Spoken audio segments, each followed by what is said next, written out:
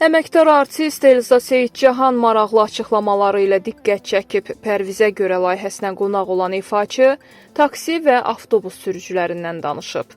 Müğənni qeyd edib ki, onların istədikləri mahnını dinləməyə ixtiyarları yoxdur. Həmin sürücülər yalnız radio dinləməlidir. Maariflənmə nəqliyyatdan başlamalıdır. Xalqımızın vaxtı da nəqliyyatda keçir. Avtobus sürücüsünün ixtiyarı yoxdur ki, öz xoşuna gələn mahnıya qulaq assın, eyni ilə taksi sürücüsünün də. Necə ki, radara düşürük, cərimə gəlir, mən də musiqimizin qoruyucusuyam. Xələl gəlməsin, qorunsun. Metroda gözəl musiqilər səslənir. Xahiş edirəm, avtobus və taksi sürücüləri yalnız radio dinləsinlər. Sosial şəbəkələrdə də senzura olsun. 24 saniyədən sonra bayağı mahnılara dayan desinlər. Biz musiqimizə gələn fəlakətin qarşısını belə ala bilərik.